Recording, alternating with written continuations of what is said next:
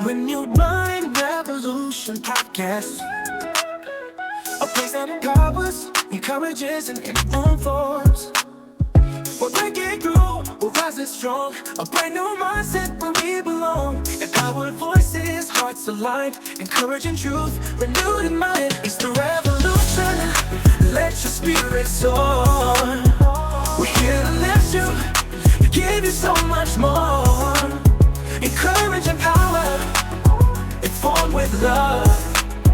A renewed mind journey, grace from above. Stepping in the purpose of wisdom lead, planting the seeds of faith we need. Hope ignites and visions clear. The revolution's calling, we're here. Empower the new sons, where we belong. A renewed mind journey, grace from above. Hello, and welcome to Renewed Mind Revolution Podcast with your host, Michelle Cook Hall. It's always my honor and my pleasure to share some tips and tools with you that will assist you in becoming a better version of yourself.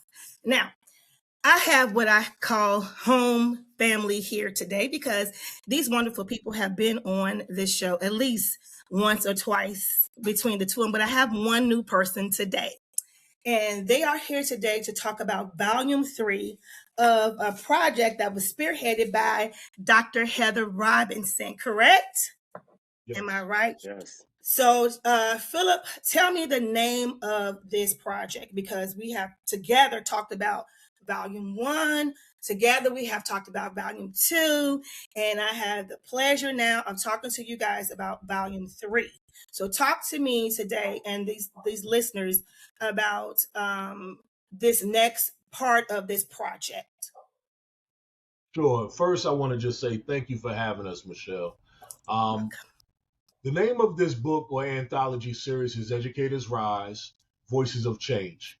Now, we're in the third volume here, and what we've been talking about, the overarching topic or theme would be diversity, equity, and inclusion. Okay. And so in the first one, we declared what DEI was. Yes. We explained the process of what it looks like in our societies and our respective fields. And in this third volume, what we've done is we've now taken the information from the first two volumes to apply action steps in terms of how the reader can best use these practices in their respective industries. Okay.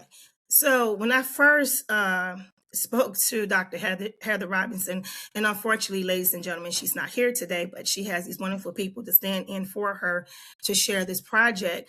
When we first talked about it, the first thing I said to her was, your timing is crazy, because when she first brought this project to me, we was in the new administration, and they had completely dismantled the DEI services projects within all areas of our country. So I was, that's the first thing I said was, Dr. Robinson, what the timing is crazy, it's baffling.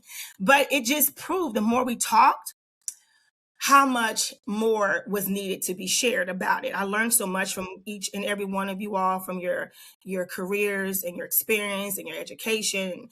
And it was eye-opening for me because, to be honest, I was limited in what I understood about how much it did cover, right? And I shared that multiple times. I didn't know that. And I know if I didn't know it, someone else didn't know it as well. So I felt that was important. So you made that very clear in saying that now they had the part 1 that kind of let you know what it was. Now, when you get to the part 3, it's telling you how you can, make action on it. Okay, so my question, I want to ask this to the new kid on the block, Professor Steve Maynard, because this is one gentleman that I haven't met yet, but I'm very happy to meet. We did have opportunity to chat prior to this podcast. So what did this being involved in this project mean for you? Why did you want to get involved in what Dr. Heather Robinson was doing? And she's coming in, mind you, you guys, she's on her way in right now. So absolutely awesome. So tell me, Professor, tell me, why was this important for you? First off, thank you for having me. I got in the project because of the unnecessary attacks Mm-hmm. and demonization of diversity, equity, and inclusion efforts.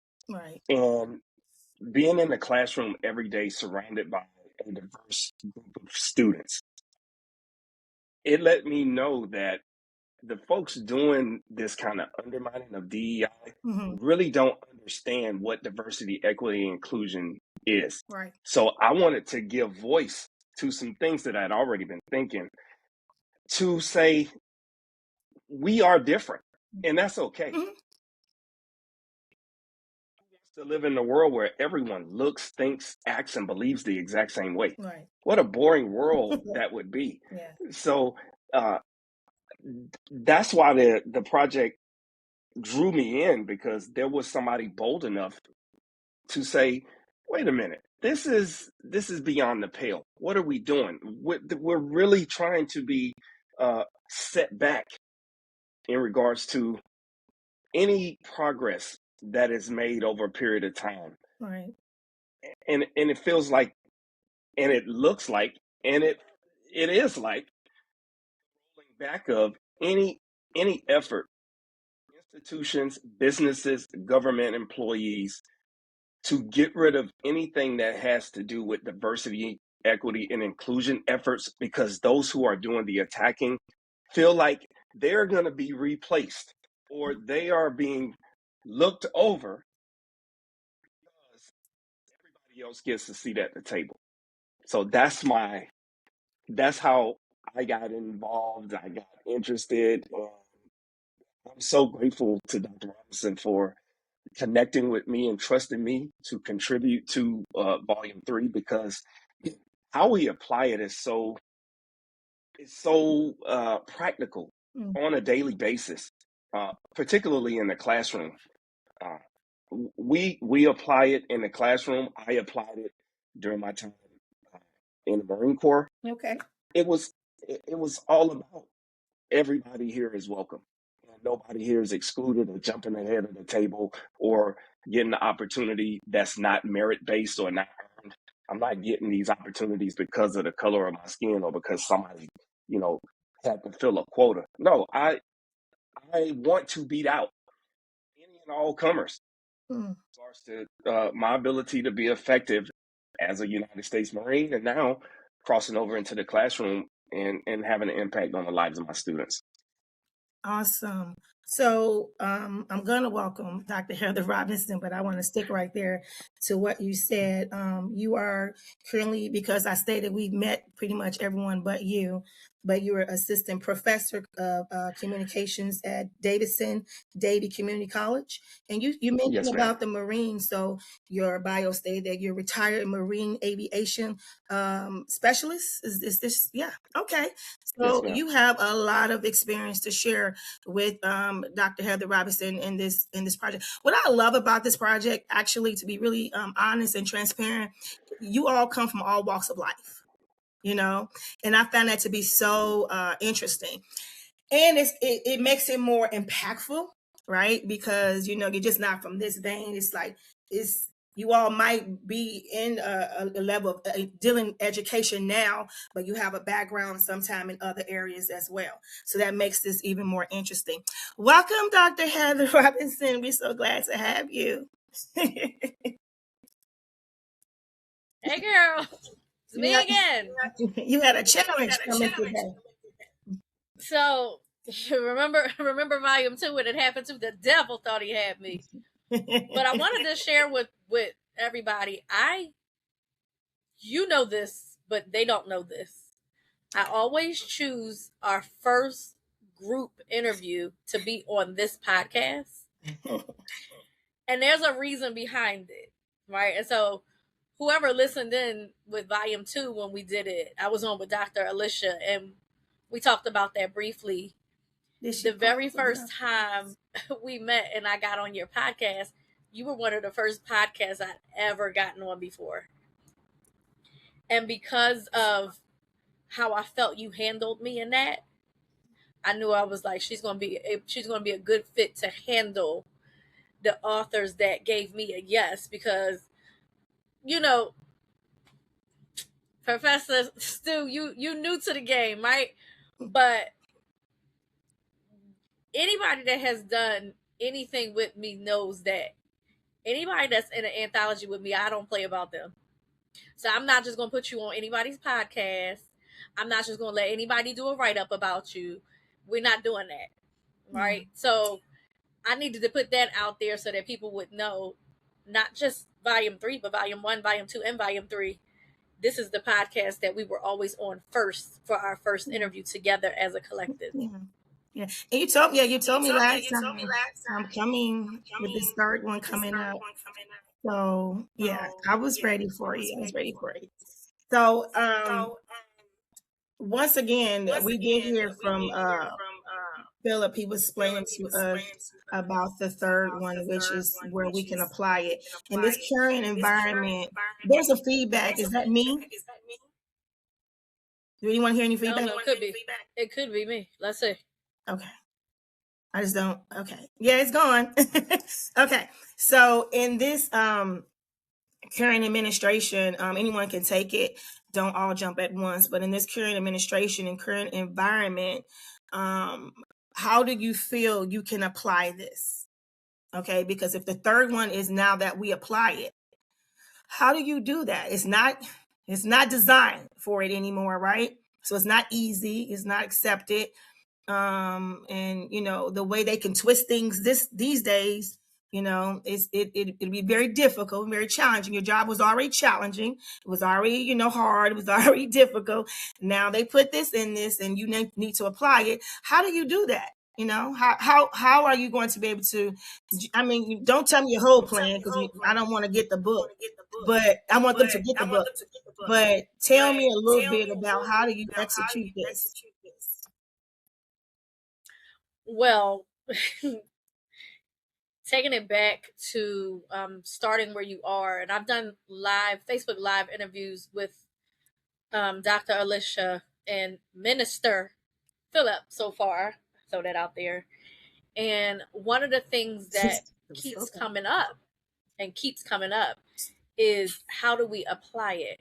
I think the application of DEI depends on the individual person. So if I'm a teacher and I'm in a classroom, I just came out of the classroom with pre-K kids. So one of the things that I look at when I'm looking at DEI, and I did this for a dissertation, and I'm actually speaking on the 23rd at the Pennsylvania Educators Diversity Consortium. They're having a summit. This is like their 7th one. It's unfinished and unafraid. And I break down the kind of like the comparison of equity and equality. Okay. I think we focus a lot on equality because we understand it better. But we don't look at the equity of things. And when you look at equity as it pertains to DEI, not as it pertains to real estate, and they talking about the equity in your home, but the equity meaning meeting a child where they are. And I talked about this on the last podcast we did. Equality means I have Kira, Philip, Michelle, and Stu in a classroom, and I give y'all everything equal. So whatever the lesson is, if you using crayons, you gonna use crayons, you gonna use crayons, you gonna use crayons.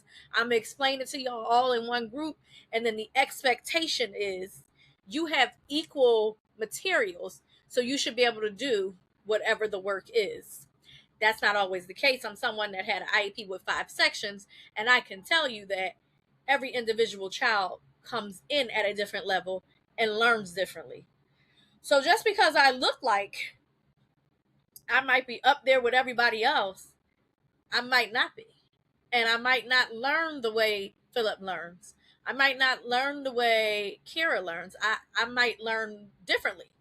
And so as an educator, you got to start in your own classroom. And a part of that is asking the question, what are ways that I can incorporate what Kira likes in this lesson? Because we might be talking about, I don't know, we might be talking about dinosaurs, and that might not be her thing. So how can I incorporate something that's going to get her to learn what I need her to learn, but still she be able to learn it the best way she knows how? So learning how to meet individual needs versus clumping everybody together. Even when you talk about children that have IEPs, Just because my IEP says the same as Stu's IEP doesn't necessarily mean that the outcome is going to that we're going to reach the outcome the same. Right. So sometimes some of us crawl longer. Some babies, they start off crawling and then they walk. Mm-hmm. Some babies skip crawling, they go straight into walking. It's kind of the same thing. You have parents that are like, my child's 14 months. How come they're not even pulling themselves up? Mm-hmm. Okay, the equality is, oh, well, I want my child to walk at 1. And these are the things that I've done with my previous children. But equity is, this particular child is going to take a little longer, so I have to figure out a different technique. So for me, applying it, you have to understand what's going to work for the group that you have. And then it will spill over into other people watching you saying, hey, if Dr. Kara can do that with her class, maybe if I shift this or I pivot this way, I can too. That's the application for me.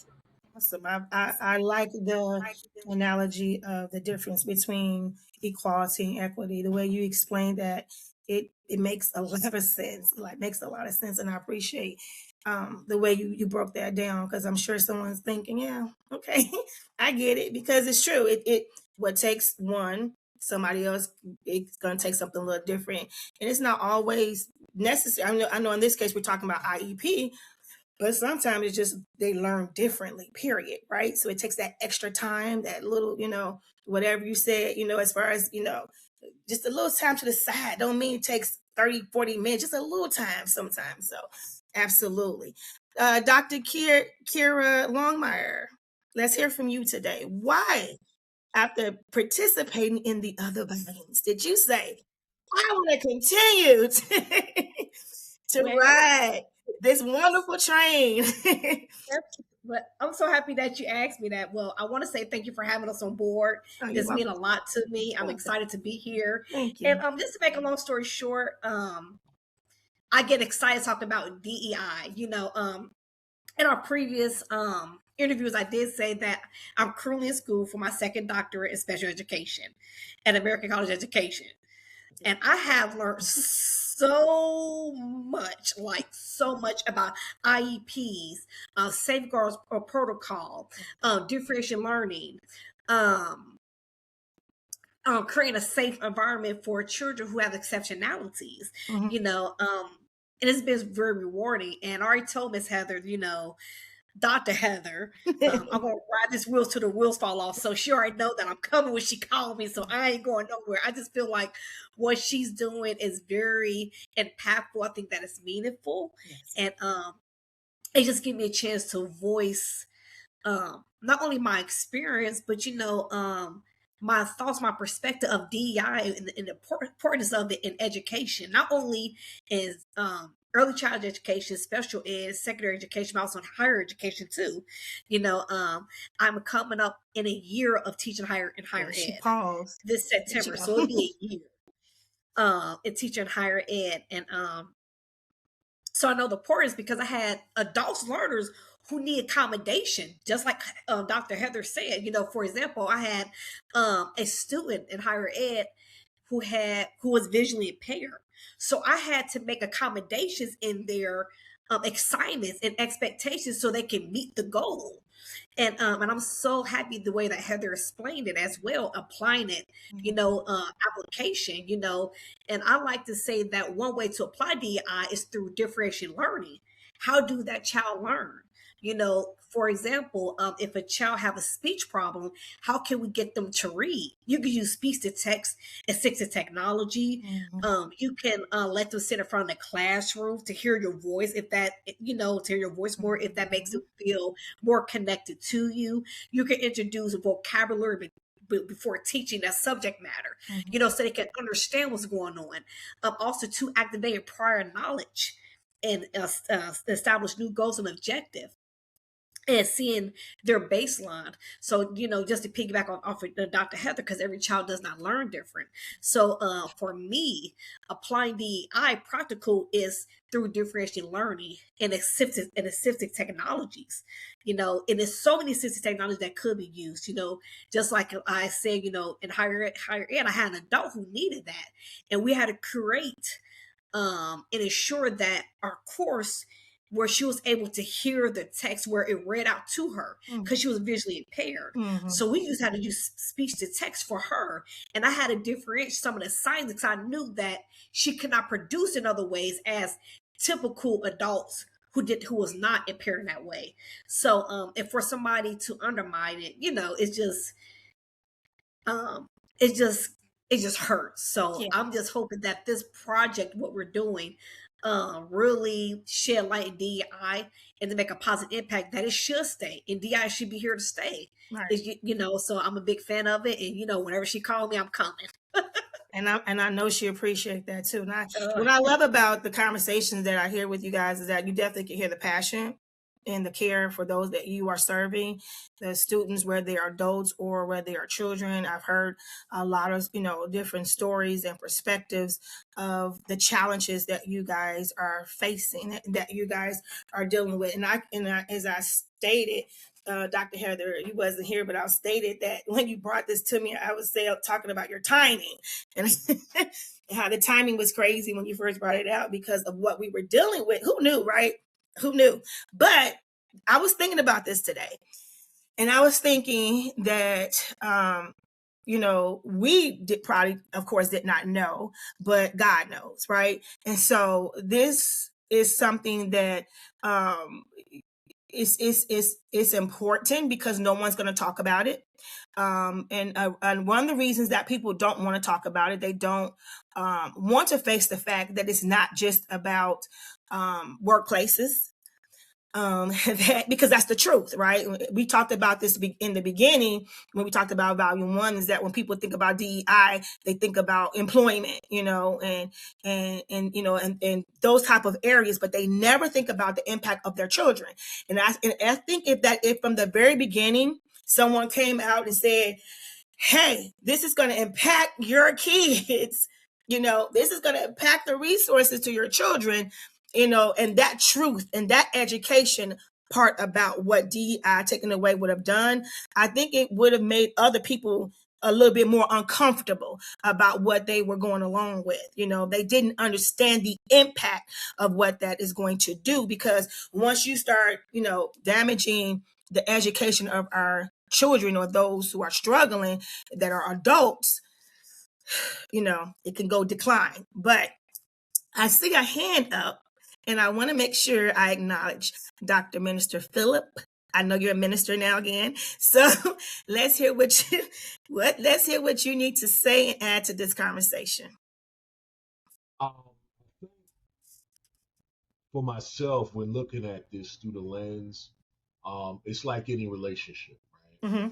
And so, if the government and these agencies are the I guess you can equate that to the marriage between husband and wife. Okay. Then the evidence of that is the impact that it has on the people, the masses. When we're looking at how the impact of the dismantling of, say, Department of Education, or say rollbacks in the Department of Health and Human Services, right? And all of these social programs that people have benefited for maybe generations, you got to consider, okay, what is the evidence of that? And on one half of the argument, you have a small percentage of people thinking that this is just about race, and it's not, right? So we have to really define what DEI looks like, because I think when you're looking at the sound bites and you're listening to TikToks and things like that, we get into the habit of making a keyhole perspective absolute, right? And so if we don't have a clear understanding of what DEI was purposed for, as we did in the first couple of volumes, then these action plans will still be falling on deaf ears, because what winds up happening is, why am I going to implement a strategy, or why am I going to support a plan, or why am I going to fight for these groups of people when, one, I can't relate to them, I may not even like them, and I don't know the impact of what it's going to do for my own perseverance in self-preservation. Right. And it's like you said, it's not just in education, but ultimately this whole thing is about the children. because the children at some point are going to be adults, and they're going to be raising children. And what's going to wind up happening is, what is the foundation that they have in terms of being able to, for lack of a better expression, being able to sell what we consider the American dream, or is it a nightmare? Good thoughts. Good thoughts. Listen, I absolutely agree with you. We talked about this a lot for the first 2 volumes. I think the second time we were around, we had even about the business perspective, because my husband joined us. Am I right, Dr. Heather? He joined us, and I never have him on our show. but it worked out. It worked out because he came in right on time, right? And he gave a perspective that we had yet to speak about. So he talked about the workplace and the work environment as well. But yeah, just learning just from you guys, the many areas that DEI affects in the school system. I never knew it went to that length, to that degree. And to hear that and understanding, like you just said, these children will become adults. And if they're pushed aside now, if they're ignored now, if they're mistreated now, and you know what I always tell people when they, when we go back and forth about certain conversations, well, why is this in effect? Why is this a law? That seems unfair. Why is it that, and I always tell them, do you understand the reason why that had to be put in place in the first place? You understand that? Do you understand that there had to be some injustice? There had to be some racism. There had to be some bigotry. There had to be something that was put in place from the very beginning for them to say, hey, we got to change this. We have to change. And I think people miss that part. They miss that. I mean, for example, I have a degree in criminal justice. And so people ask about, prisoners who have all these rights. Well, that's because there was a time where prisoners were spending years that they were supposed to be out of jail, out of prison. They were mistreated, and stayed in there way past their time. So they had to have a reform. So whenever you see something that is in place, it's not that someone said, oh, let's just do this because it sounds good or it looks good. These things are implemented because something was done wrong. Some type of injustice was done, some type of harmful, someone died, someone was abused, someone was mistreated, someone was ignored. How many jobs where, people looked at their name and said, well, that's a minority name. Let's throw that in the garbage. I mean, so there's a reason why these things are put into place.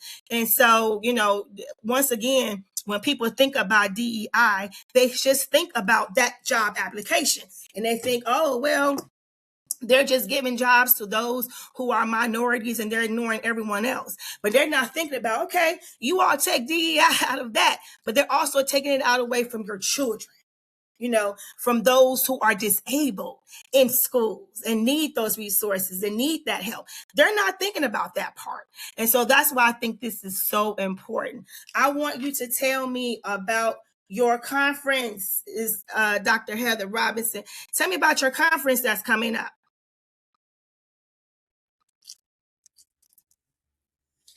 All right. So, y'all know Juneteenth is coming up. Yes. So I threw a monkey wrench on in there, and I have a Juneteenth special. Juneteenth special on tickets is until 11:59 p.m. Eastern Standard Time on Saturday, June 20th. In order for you to get those, because I do not have it on my website, this is exclusive, you have to reach out to me by email. You got to reach out to me by email because there's a certain way for you to be able to pay, because the early bird special is up on the website, but the Juneteenth special is less. So you won't be able to go to the website and pay for it. So you're going to have to work for the discount. Okay. But the discount will be worth it. Our conference is on Saturday, July 18th, 2026 from 11 a.m. to 3 p.m. Eastern Standard Time. This will be at the Hilton Gardens Inn in Exton. They just renovated it last year, and they had their first big event January 2nd, and here we are. I fell into that location.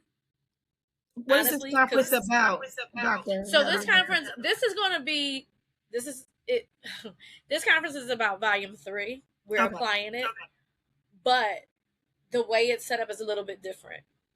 I have a panel of authors, Okay. and then I have 2 keynote speakers.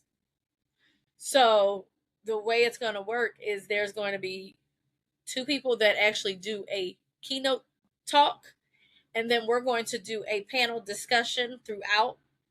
So it gives the moderator the opportunity to ask the authors questions about their journey, their chapter. I have someone that was in volume 1 that's coming to be a part of the panel as well. Okay. I actually just I actually scheduled her podcast with you to be next week. So that's that's a little surprise for some people who didn't necessarily think that this was going to go further than just the authors of volume 3. There's also some tricks up my sleeve. There's some surprises for those that are attending. My authors have absolutely no idea what their surprise will be for attending. I'm at a stage in life now because of the cost of shipping things that in order to get things, you have to show up.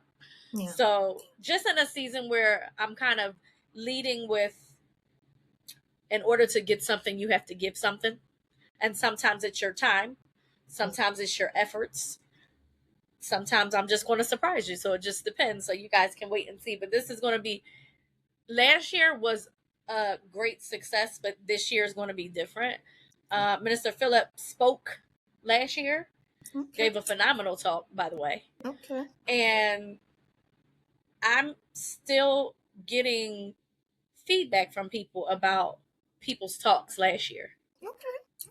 So awesome. Yeah. It's a conference, but it's not really like a conference. It's going to be an experience. Okay. So I think this is the first time you shared this with me on the podcast. I don't think we've talked about your conferences before, so that's why I wanted to know a little bit more about your conferences. Okay. Yes. I know someone who said that's a special day for them. Isn't that right, Dr. Longmire? Is it your birthday, you said?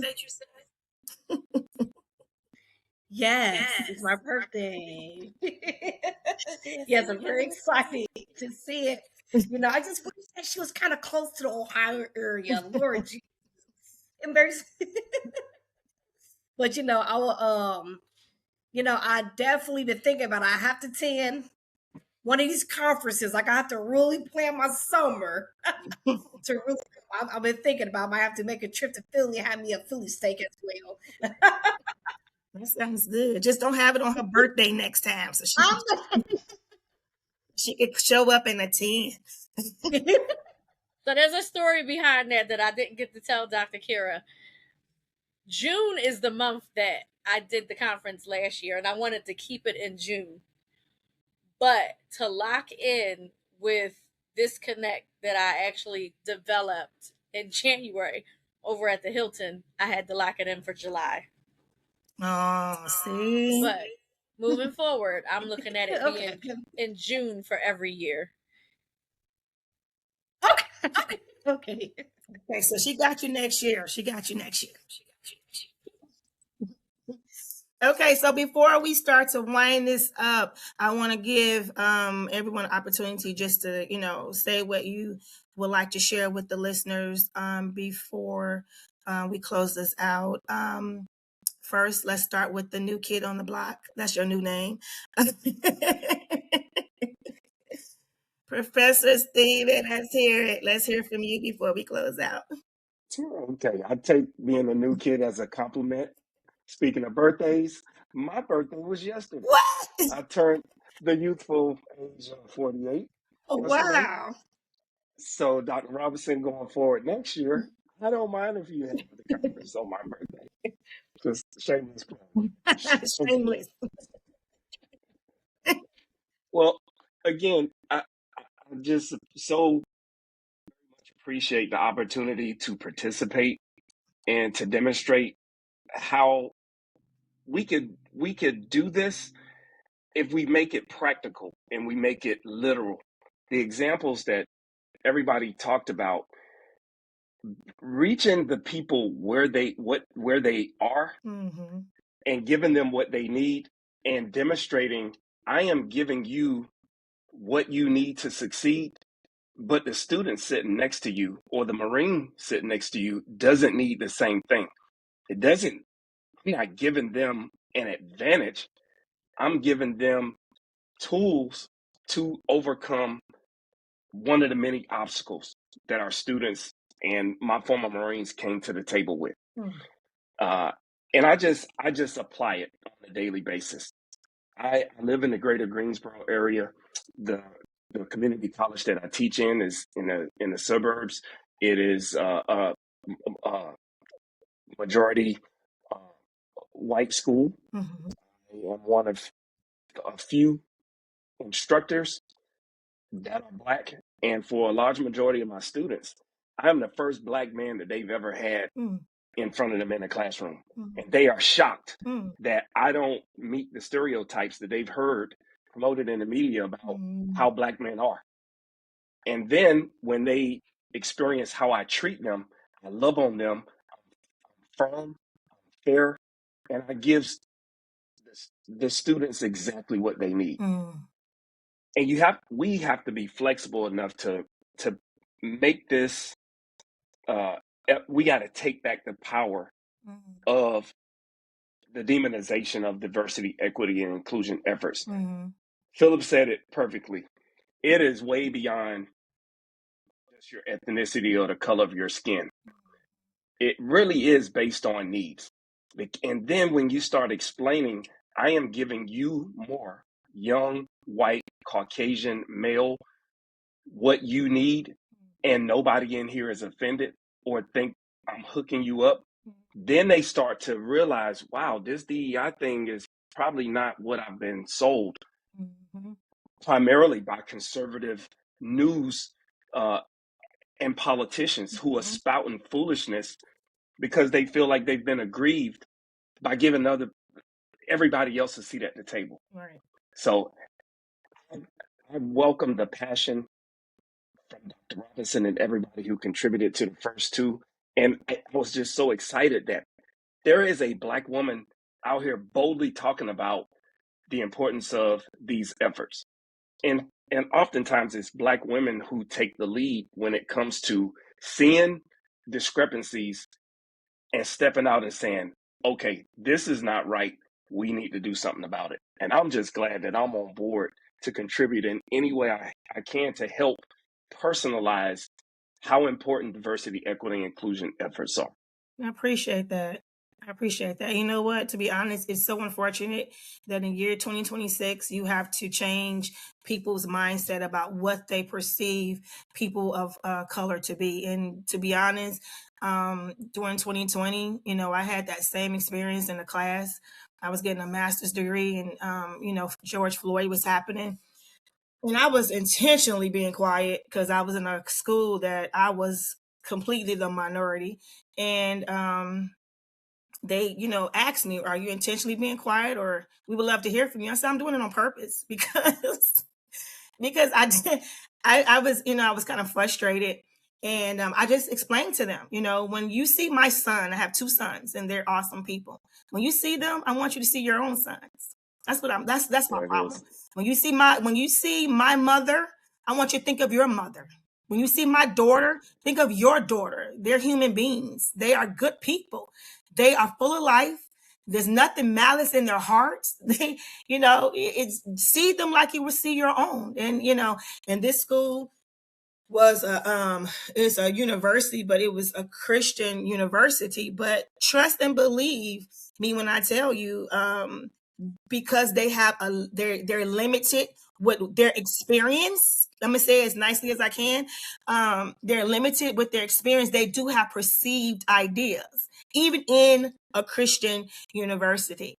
And so oftentimes when I was asked to educate and inform, I did, but I did it feeling some type of way because I thought, of all places, you all should know better, and I've gotten a lot of because they had not been around,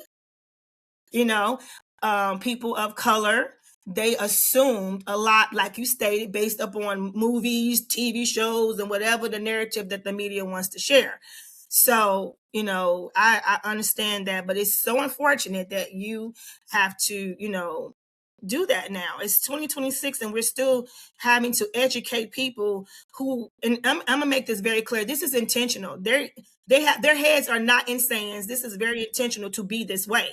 I mean, this one lady, I mean, she said something and I thought to myself, have you never, she literally said she had never had a conversation with a black person before, and I could not believe it. I was like, and she's an American, so somebody could say she's a different country. No, she's an American and she's from America, and I was just, how? I mean, I speak to everybody, even in a store, from all nationalities. How you doing?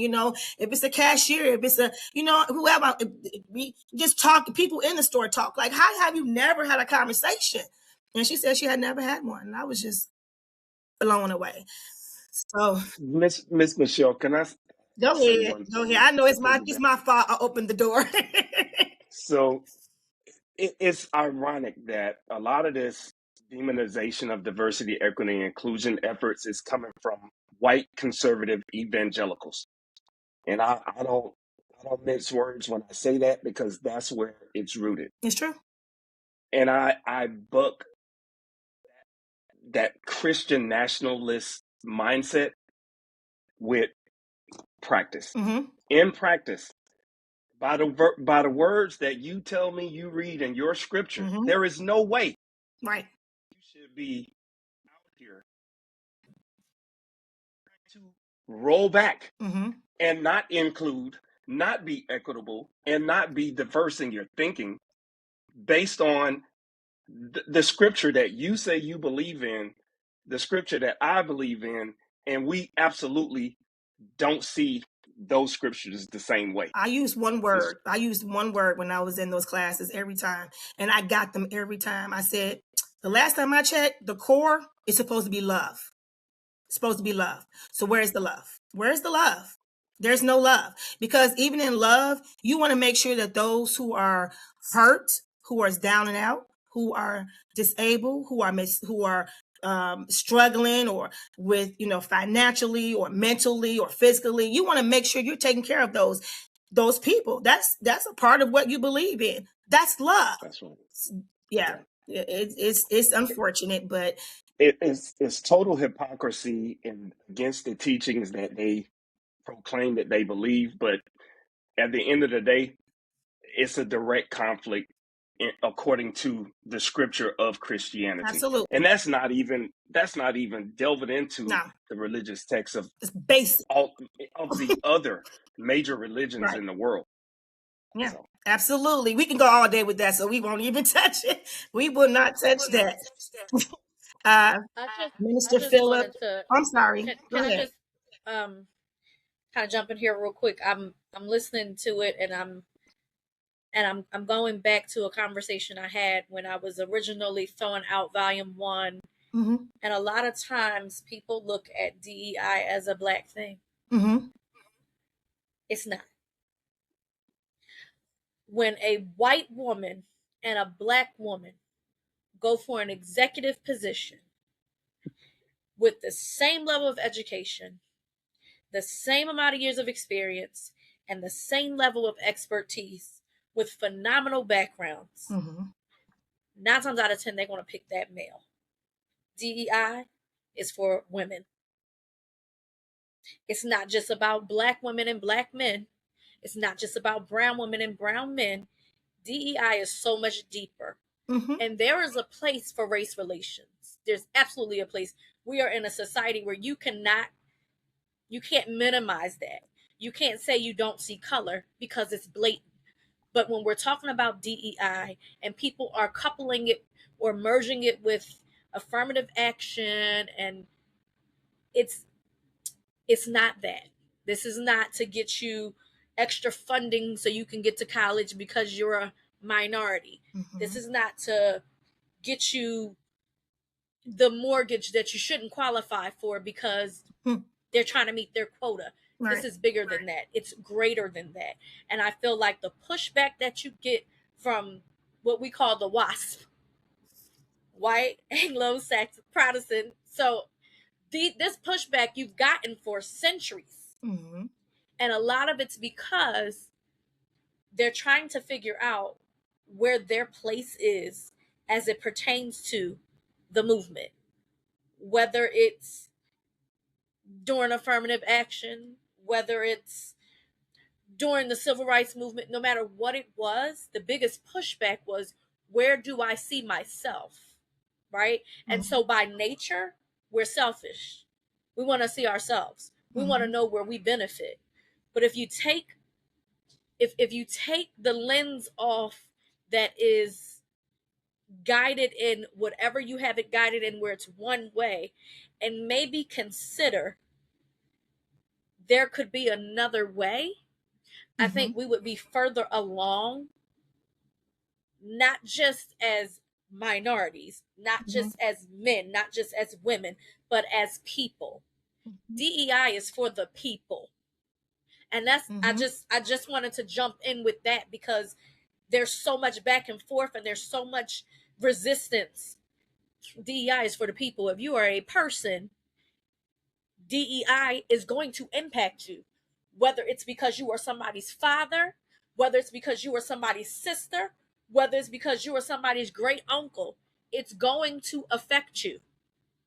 It already Mm-hmm. has. Whether you want to sit Right. down and realize it or not, it has. And these are the hard conversations that people don't want to have.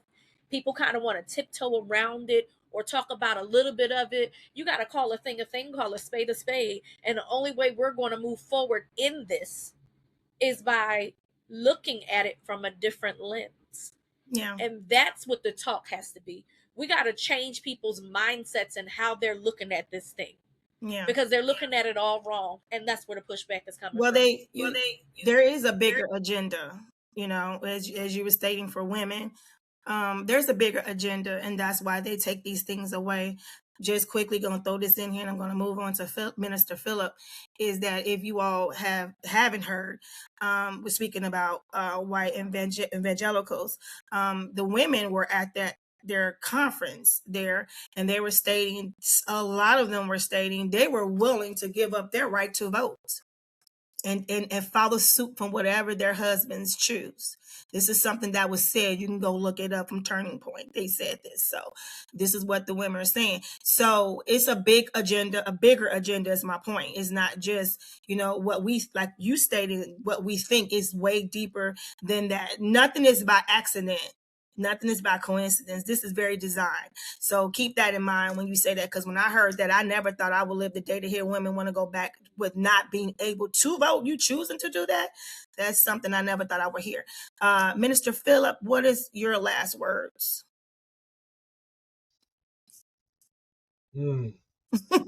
Just it's a lot to take in, right? I know. But I'll say something. I'll say something brief based off of just because it's still fresh in my mind because I just spoke on this the other day. As a society, we have to understand a couple of key points with DEI, right? There are facts, there's truth, and then there's the reality, right?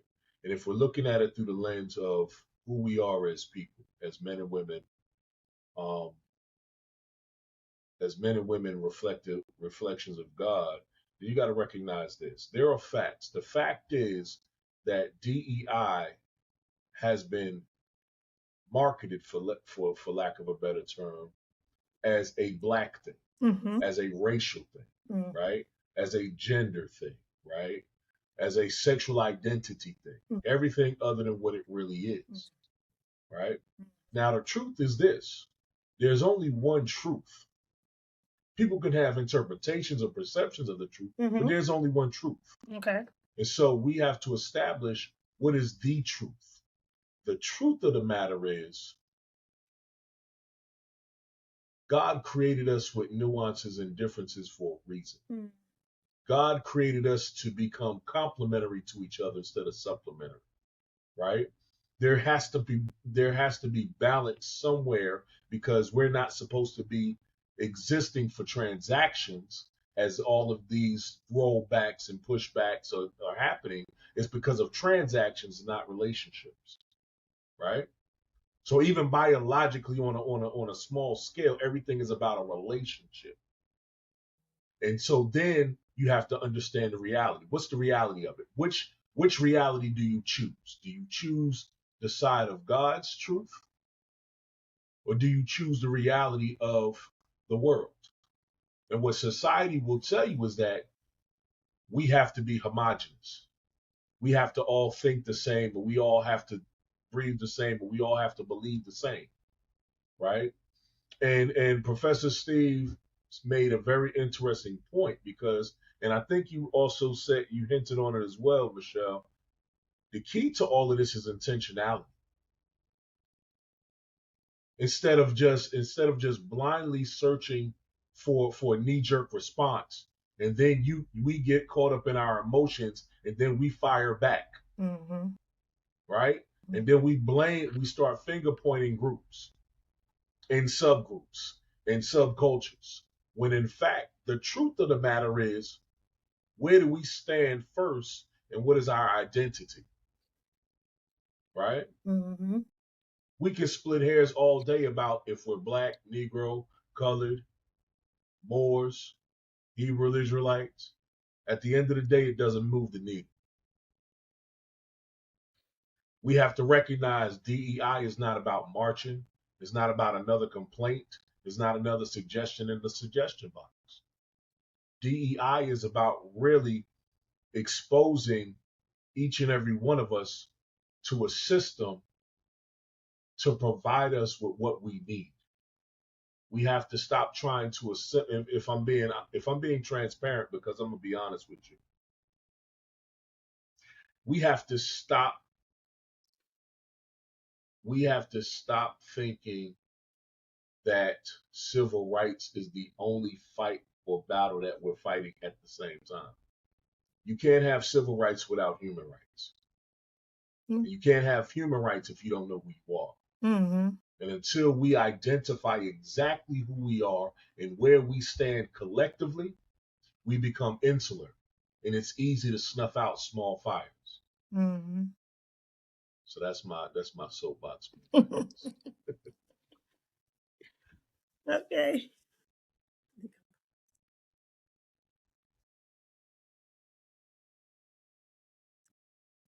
Okay, Kiara Longmire, Dr. Kiara Longmire, let's see what you have to say to close us out as well. Thank you so much once again for having us here. And just to keep it brief, this working on this 3-book series has been very impactful, very changing for me, not only as an educator, but as a mother as well. Just to piggyback off what Dr. Heather Roberts said, DEI is for everyone. And whether you know it or not, you have been impacted. Whether it's due to linguistic differences, whether it's due to religious differences, whether it have to do with exceptionalities and disability, whether it have to do with immigration, everybody's is impacted. And it's just more than being a black thing or like a woman thing. It's everyone thing. Everyone. And once people realize that everybody falls underneath DEI in one way, I don't care what's one thing that makes you different, there's one thing that makes you different. And it's for everyone. And once we realize that by taking it away, you take a piece of everyone in society. So, and I do believe that, DEI is, it is the backbone of our education system, work environment, business, how we approach our personal life, friendship. It's the way that we just operate.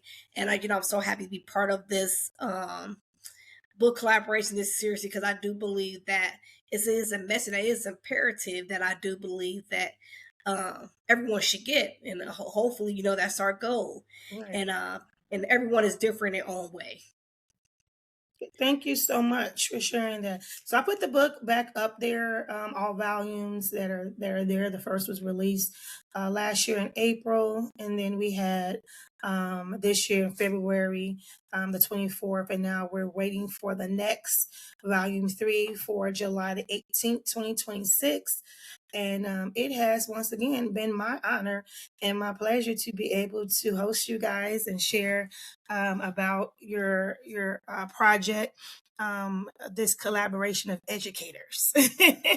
I'm talking about something that is very hot right now, still, right? And that's DEI, how important it is. And so we also talked about your conference that is coming up on Dr. Longmire's birthday, July the 18th, 2026. And once again, I'm gonna just throw that up there so they can take a look at your website at the bottom, because that will have the information on there, correct? Okay, so thank you all for your time. Thank you all for sharing with my listeners about this project. Thank you for honoring me with giving me this first tip, first insight, first everything when it comes to this. I hope you guys enjoy being on here, because I enjoy having you. I love our conversations. Sometimes we go there real fast, we try to come back, but I love it. I love it. I love it. And I love each and every one of you. And as always, my prayer is that this would take off. God's hand would be on it, and you all would be blessed for being obedient to God. And thank you so much for once again, coming on Renew My Revolution podcast and sharing your experience, your education, and your skill set with us.